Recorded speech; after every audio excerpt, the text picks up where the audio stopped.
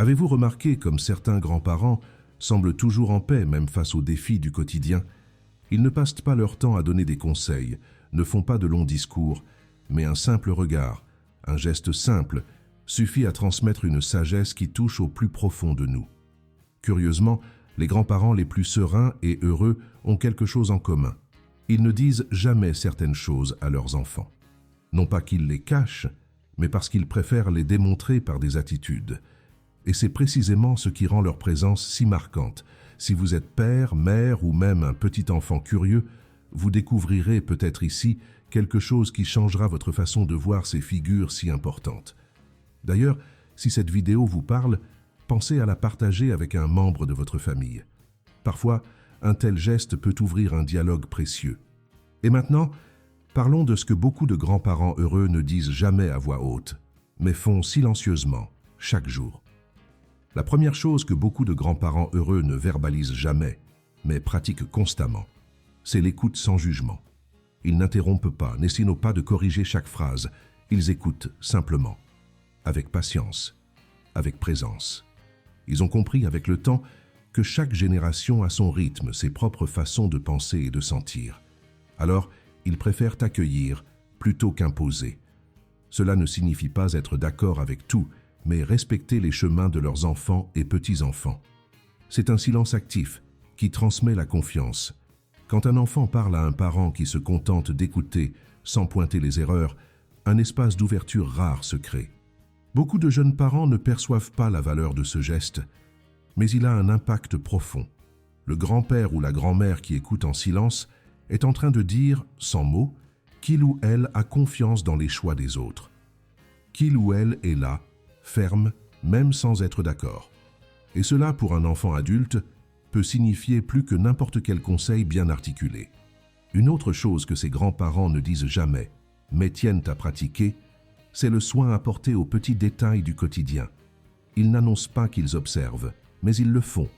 Ils savent quand le petit-fils est plus calme, perçoivent la fatigue dans les yeux de leur fille, remarquent le silence de leur gendre, et au lieu de commenter, ils agissent. Une assiette de nourriture servie avec affection, une couverture pliée sur le canapé, un thé discrètement déposé sur la table. Il ne s'agit pas d'aider par obligation, mais d'offrir une présence sans tambour ni trompette. C'est dans ces gestes presque invisibles que se révèle l'amour mûr, celui qui n'exige pas de reconnaissance. Le grand-parent heureux n'a pas besoin de dire qu'il se soucie, il le démontre. Et ce type d'attitude, aussi simple qu'elle puisse paraître, est mémorable pour toute la vie. Parce que, au fond, ce qui nous marque, ce ne sont pas les grands mots, mais les petits actes accomplis de façon constante, jour après jour, sans rien attendre en retour. Il y a aussi quelque chose de très curieux chez ces grands-parents tranquilles. Ils ne tiennent pas à avoir raison. Alors que beaucoup essaient de convaincre, de prouver des points de vue ou d'insister sur des opinions, ces grands-parents ont appris que le silence, souvent, vaut plus que le dernier mot. Ils ont déjà vu la vie passer par de nombreux cycles et savent qu'en fin de compte, chacun apprend à sa manière. C'est pourquoi ils évitent les disputes verbales, même lorsqu'ils pourraient facilement argumenter. Ce n'est pas de la résignation, c'est de la sagesse. Ils savent qu'insister use les relations et préfèrent préserver les liens plutôt que de gagner des discussions. Cela, aux yeux de leurs enfants, peut sembler de l'omission, mais c'est en réalité un acte profond de maturité émotionnelle. Ils savent que la vie enseigne mieux que n'importe quelle parole, et ainsi, silencieusement, ils continuent d'être là, prêts à soutenir quand c'est nécessaire, sans avoir besoin d'avoir raison, mais toujours présents. Cette posture humble, loin d'être une faiblesse, est l'une des plus grandes forces qu'ils possèdent. Un autre point qu'ils ne verbalisent jamais, mais mettent en pratique tous les jours, c'est de maintenir leur propre routine avec dignité. Ces grands-parents n'attendent pas que leurs enfants s'occupent de tout à leur place. Ils se lèvent tôt, organisent leurs tâches, conservent des habitudes saines, même simples. Ils ne se victimisent pas. Ils préfèrent montrer par l'exemple qu'ils ont encore de l'autonomie, qu'ils peuvent contribuer, qu'ils continuent d'être une référence. Et en faisant cela, ils inspirent le respect.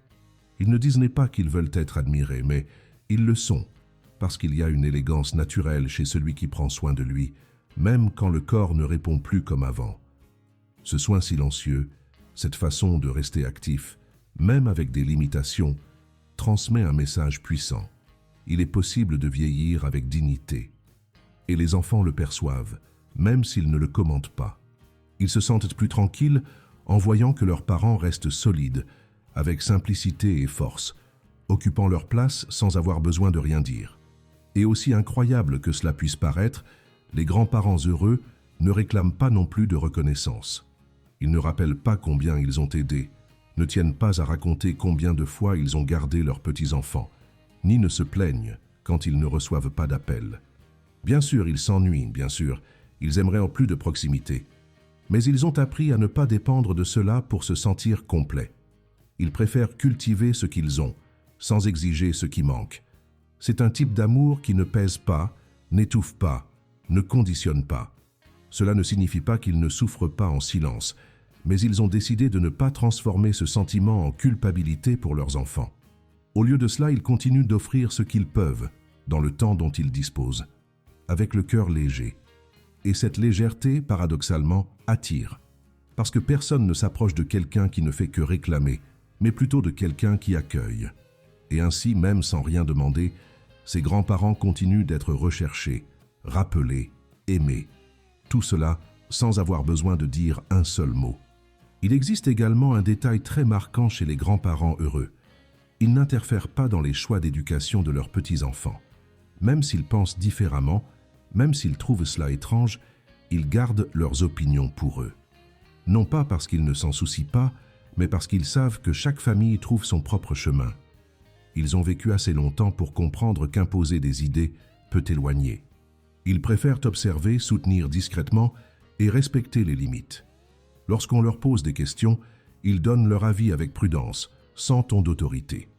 Et, lorsqu'ils ne sont pas appelés à parler, ils acceptent en silence. Cette attitude préserve les liens. Elle permet aux enfants de se sentir plus libres d'être parents à leur manière, sans craindre les jugements. Et, au bon moment, cette confiance est récompensée. Parce que les enfants savent qu'ils peuvent compter sur eux sans recevoir de critiques. Ce type de présence discrète construit un environnement de sécurité, où l'affection circule plus naturellement, sans pression et sans tension. De plus, ces grands-parents ne s'impliquent pas dans les conflits familiaux. Ils ne prennent pas parti dans les disputes entre frères et sœurs, n'alimentent pas les commérages, ne mettent pas de l'huile sur le feu. Ils préfèrent être le point d'équilibre. Même lorsqu'ils perçoivent des désaccords, ils n'alimentent pas le conflit. Au contraire, ils offrent des paroles de calme, posent des questions simples qui font réfléchir, détournent l'attention vers ce qui compte vraiment. Souvent, un simple commentaire de leur part suffit à briser l'atmosphère pesante. Mais plus que parler, ils agissent avec l'exemple. Ils montrent qu'il est possible de vivre avec des différences, que l'harmonie exige de la patience, que le respect doit primer sur l'orgueil. Et ainsi, ils deviennent une référence silencieuse de la façon de gérer les relations humaines. Ils n'ont pas besoin de se positionner avec de longs discours. Leur posture communique déjà l'essentiel. Et cette posture, avec le temps, influence, inspire et aide à reconstruire les liens usés. Un aspect tout aussi important est que ces grands-parents ne dramatisent pas leurs limitations. Ils ne se plaignent pas de leur âge, ne se considèrent pas comme un poids. Même lorsqu'ils ressentent de la douleur, même lorsque leur corps les lâche, ils essaient de garder leur bonne humeur. Bien sûr, ils ne font pas semblant que tout va bien, mais ils choisissent de se concentrer sur ce qu'ils peuvent encore faire. C'est une forme de résistance discrète. Ils valorisent les moments simples, un café le matin, une courte conversation, une promenade jusqu'au trottoir. Et, en faisant cela, ils transmettent une leçon puissante sur la résilience. Les enfants le perçoivent et se renforcent également. Parce que voir un père ou une mère affronter la vieillesse avec dignité aide les plus jeunes à affronter leurs propres défis avec plus de courage. Ces grands-parents montrent que, même avec des limitations, il y a encore de la place pour la joie, pour la participation et pour la présence. Tout cela sans discours, sans appel, en vivant simplement avec authenticité et fermeté. Un autre comportement qu'ils maintiennent, sans tambour ni trompette, est la valorisation du temps. Les grands-parents heureux ne courent pas, ne vivent pas précipitamment. Ils ont compris que la précipitation vole la présence et que, souvent, ce dont les enfants et petits-enfants ont le plus besoin, Ce ne sont pas des réponses rapides, mais d'un temps de qualité, même court. C'est pourquoi, lorsqu'ils sont ensemble, ils se regardent dans les yeux, écoutent calmement, font attention. Ils ne disent pas que le temps est précieux, ils le démontrent en vivant le moment présent avec pleine conscience. Cette attitude contraste avec l'agitation de la vie moderne, et pour cette raison même, devient encore plus précieuse. Au milieu du bruit, de la course, de l'anxiété quotidienne, les grands-parents sereins sont comme un point de répit, un endroit sûr où tout ralentit. Et c'est justement pour cela que, sans effort, ils finissent par être recherchés. Parce qu'être avec quelqu'un qui respecte le temps de l'autre, qui n'exige pas d'urgence, crée une sensation de paix que peu sont capables d'offrir dans le monde d'aujourd'hui. Ils ont également un soin particulier à la façon dont ils parlent du passé. Ils ne le romantisent pas, ne l'exagèrent pas, mais n'utilisent pas non plus la nostalgie comme instrument de critique. Les grands-parents heureux parlent de la vie qu'ils ont vécue avec naturel, reconnaissant les erreurs et les apprentissages, sans essayer de prouver que leur époque était meilleure. Ils ne comparent pas les générations, ne dévalorisent pas le présent. Cela ne signifie pas qu'ils n'ont pas d'opinion, mais ils préfèrent utiliser leurs histoires pour connecter et non pour diviser. Lorsqu'ils racontent quelque chose du passé, ils le font avec légèreté, comme quelqu'un qui partage un morceau de lui-même, sans imposer. Et ce type de récit, loin d'être une leçon de morale, devient un pont entre les générations. Les petits-enfants écoutent, les enfants s'identifient, et la mémoire devient un lien affectif, et non une arme de reproche. Cette façon de raconter des histoires enseigne plus que n'importe quel sermon. Elle enseigne que le passé peut être honoré sans dénigrer le présent. Il y a quelque chose de silencieux et de profond que ces grands-parents cultivent tous les jours, la gratitude. Ils n'en parlent pas tout le temps, mais la pratiquent. Ils remercient d'être en vie, de pouvoir encore voir leurs enfants, de suivre la croissance de leurs petits-enfants. Même face aux difficultés, ils cherchent à voir ce qui reste de bon, et c'est cette attitude qui soutient leur sérénité. Ce n'est pas un optimisme aveugle, mais un choix conscient de valoriser ce qu'ils ont, au lieu de se lamenter sur ce qui manque. Cette gratitude n'est pas répétée, elle est vécue dans les petits gestes, un sourire au réveil, un compliment sincère, un silence qui accueille. Les enfants perçoivent cette attitude même sans entendre un mot, et cela influence. Parce que quand quelqu'un de proche vit avec une gratitude authentique, sans rien exiger, sans attendre de reconnaissance, cela inspire le changement. Les grands-parents heureux enseignent, par leur présence, que la vie peut être vécue avec plus de légèreté.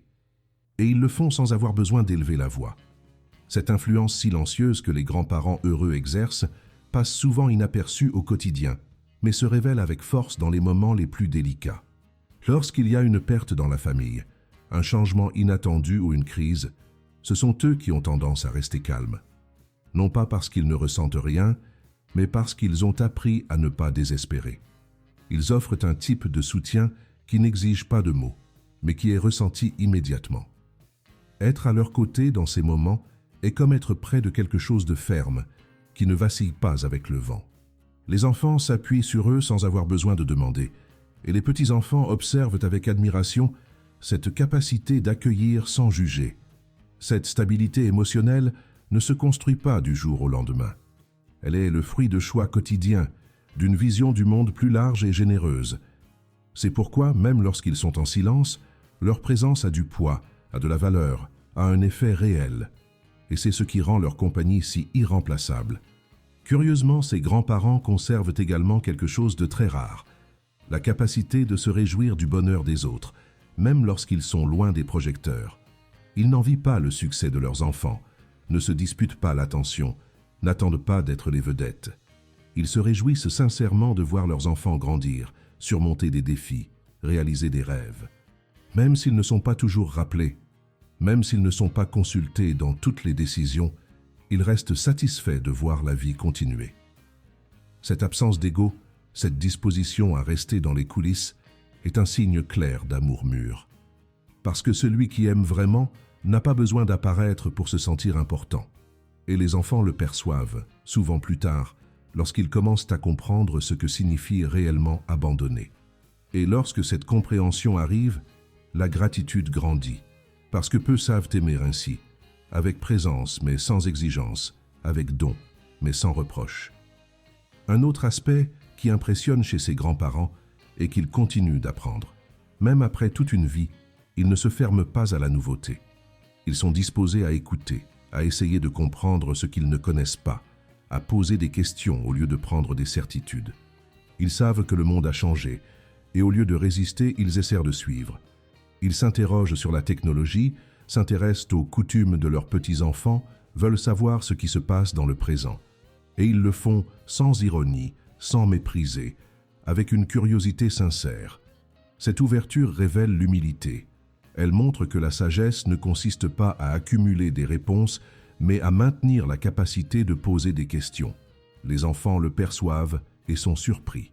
Parce qu'il est rare de voir quelqu'un de plus âgé qui n'essaie pas d'imposer sa vision, mais plutôt d'apprendre de ce que l'autre a à offrir. Et ce type d'attitude, aussi simple qu'il puisse paraître, renforce les liens, rapproche les générations et rend la vie ensemble plus riche pour tous. Il existe également un soin silencieux que les grands-parents heureux maintiennent en ce qui concerne leur propre spiritualité. Ils n'imposent pas leurs croyances, n'obligent personne à suivre des traditions, mais cultivent, de manière discrète, une connexion avec ce qui donne un sens à leur vie. Que ce soit par la foi, la contemplation, la nature ou de simples rituels quotidiens, ils maintiennent un espace interne de réflexion. Cette sérénité qu'ils dégagent ne vient pas du hasard. Elle vient d'une pratique continue d'acceptation, de don et d'espoir. Et même sans en parler directement, cette attitude inspire les enfants et petits-enfants. Parce qu'elle transmet l'idée qu'il est possible d'avoir un centre ferme, même lorsque tout change autour. Lorsqu'on les interroge, ils ne font pas de prosélytisme. Ils partagent leurs expériences avec respect. Et ce respect rend leurs paroles plus fortes. En vivant leur spiritualité sans imposition, ils montrent que la vraie valeur de la foi réside dans l'exemple et non dans l'exigence. De plus, ces grands-parents évitent de rouvrir d'anciennes blessures. Ils ne ramènent pas à la surface les rancœurs du passé pour manipuler les émotions. Ils préfèrent laisser le temps apaiser ce qui a déjà été vécu. Lorsqu'un conflit ancien réapparaît, ils n'alimentent pas les ressentiments. Ils essaient de résoudre avec patience ou laissent simplement aller. Cela ne veut pas dire qu'ils oublient tout, mais ils tiennent à ne pas porter le poids des anciennes douleurs comme s'il s'agissait de boucliers. Ils savent que garder rancune ronge, que répéter de vieilles plaintes éloigne. C'est pourquoi ils préfèrent cultiver la paix, même en silence. Et ce geste de maturité émotionnelle, souvent invisible, contribue à créer une atmosphère plus légère au sein de la famille. Les enfants le perçoivent. Ils sentent qu'il est plus facile d'être près de quelqu'un qui ne revit pas le passé avec amertume. Et avec le temps, ils apprennent aussi à aller de l'avant, à lâcher ce qui ne fait plus de bien. Parce que la légèreté d'un grand-parent peut enseigner plus que 1000 conseils. Un autre comportement constant de ces grands-parents est le respect de l'espace de leurs enfants. Ils ne se présentent pas sans prévenir, ne s'offusquent pas de ne pas être appelés, n'exigent ni temps ni présence. Ils comprennent que leurs enfants ont leur routine, leurs engagements, leurs limites, et même s'ils s'ennuient, ils ne laissent pas ce sentiment se transformer en pression. Ils savent que chacun a son propre rythme et que forcer le rapprochement ne fait que créer de l'éloignement. C'est pourquoi, lorsqu'ils sont ensemble, ils profitent avec intensité, mais sans excès. Ils valorisent chaque rencontre comme si elle était unique, mais sans transformer cela en reproche. Cette attitude respectueuse crée des liens sains. Les enfants ne se sentent pas obligés, ils se sentent libres d'être là par envie, et non par culpabilité. Et cette liberté renforce les liens, parce qu'être avec quelqu'un qui comprend ses limites est toujours plus léger. Et les grands-parents heureux le savent. C'est pourquoi ils pratiquent la présence avec délicatesse et l'absence avec sagesse. Beaucoup de grands-parents heureux entretiennent également une relation très saine avec la simplicité. Ils ne recherchent pas le luxe, ne sont pas préoccupés par les apparences, ne courent pas après les conquêtes matérielles. Ils valorisent les petites choses. Un café bien fait, une visite inattendue, un après-midi ensoleillé sur le balcon. Ils ont appris que la valeur de la vie se trouve dans les détails du quotidien et non dans les grandes réalisations. Cela ne signifie pas qu'ils n'ont pas de rêves ou de désirs, mais ils savent que l'essentiel ne dépend pas de grand-chose. Et en vivant de cette façon, ils montrent à leurs enfants et petits-enfants que le bonheur peut se trouver là où on l'attend le moins. Ce regard simple mais profond est quelque chose que seul le temps enseigne. Ils ne font pas de discours sur le minimalisme, ils n'en ont pas besoin. Leur façon de vivre porte déjà la leçon. Et cette leçon touche au fond, surtout à une époque où tout est si accéléré. La simplicité vécue avec conscience devient un phare pour les plus jeunes, même sans mots. Un autre point marquant est que ces grands-parents n'essaient pas d'être modernes pour plaire. Ils ne forcent pas un langage plus jeune, n'essaient pas d'imiter des coutumes qui ne les concernent pas. Ils sont ce qu'ils sont, avec naturel. Et c'est justement cette authenticité qui les rend si chers. Il n'y a pas d'embarras à dire qu'ils ne savent pas quelque chose, ni de honte à montrer comment ils faisaient avant. Ils n'ont pas peur de paraître dépassés, parce qu'ils savent que la valeur d'une personne ne réside pas dans le fait de suivre toutes les tendances, mais de rester fidèle à ce qu'elle croit. Et paradoxalement, c'est ce qui les rend actuels. Parce que dans un monde où beaucoup essaient d'être ce qu'ils ne sont pas, trouver quelqu'un qui reste vrai est rare. Les enfants et petits-enfants le perçoivent. Ils sentent qu'avec eux, il n'y a pas de théâtre. Il y a une présence réelle. Et cette présence, même sans effort, enseigne sur l'identité, sur la fermeté, sur la valeur d'être entier et vrai. Il y a quelque chose de très discret mais constant que ces grands-parents font sans jamais le dire. Ils observent. Avec des yeux attentifs, ils remarquent les changements subtils dans le comportement de leurs enfants, perçoivent quand quelque chose ne va pas, même sans entendre un mot. Ils n'envahissent pas, ne font pas pression, mais se mettent à disposition avec des gestes. Parfois, c'est une question simple. D'autres fois, c'est simplement une présence plus proche. Ils savent qu'il y a des moments où parler peu est plus efficace que d'essayer de tout résoudre. Cette sensibilité, affinée par le temps, les rend de véritables gardiens silencieux de la famille. Non pas parce qu'ils prennent des décisions pour tout le monde, mais parce qu'ils sont là, attentifs, sans rien exiger. Et cette sensation d'être vus, même sans explication, crée un sentiment profond de sécurité. Les enfants sentent qu'ils ne sont pas seuls, que quelqu'un les observe avec amour et non avec reproche. Et cela, plus que n'importe quelle parole, renforce les liens. Et même avec toute cette sagesse silencieuse, les grands-parents heureux ne se considèrent pas comme spéciaux. Ils n'attendent pas d'hommage, ne se posent pas comme des références. Ils vivent simplement, sans avoir besoin de reconnaissance pour se sentir complets. Quand quelqu'un les complimente, ils sourient, remercient, mais changent vite de sujet. Parce que pour eux, le plus important n'est pas ce qu'on dit de leur présence, mais ce que cette présence provoque chez les gens. Ils comprennent que la valeur d'une vie bien vécue ne réside pas dans la quantité de compliments qu'elle reçoit, mais dans la paix qu'elle laisse dans les lieux où elle passe. Et c'est cette paix, cultivée au cours de tant d'années, qui se répand dans la famille de manière presque invisible. Les enfants ne le remarqueront peut-être pleinement que lorsque leurs grands-parents ne seront plus là. Mais jusque-là, ces gestes calmes, fermes et cohérents continuent de façonner, jour après jour, ce qu'il y a de plus solide dans les liens familiaux. S'il existe un héritage silencieux que ces grands-parents laissent derrière eux, il réside précisément dans les exemples non dits, dans les valeurs transmises sans imposition. Ils n'écrivent pas de manuel de savoir-vivre, mais leurs attitudes forment des chapitres entiers d'enseignement. Chaque regard compréhensif, chaque geste contenu, chaque parole prononcée au bon moment compose un héritage qui demeure. Et cet héritage n'a pas de valeur matérielle, mais il est porté tout au long de la vie. Les petits-enfants grandissent en se souvenant de la façon dont leur grand-père écoutait, de la manière dont leur grand-mère rangeait la maison avec soin, de la posture tranquille face aux difficultés. Les enfants reproduisent, sans s'en rendre compte, des habitudes qu'ils ont apprises par la vie commune, et non par obligation. Et, lorsqu'ils s'en rendent compte, ils perçoivent que cette sagesse silencieuse les a façonnés plus que n'importe quel discours. C'est ce qui fait des grands-parents heureux une présence si marquante. Ils n'enseignent pas avec des mots, ils enseignent avec ce qu'ils sont, tous les jours. Si vous reconnaissez ces traits chez un membre de votre famille, c'est peut-être le moment de valoriser encore plus cette présence.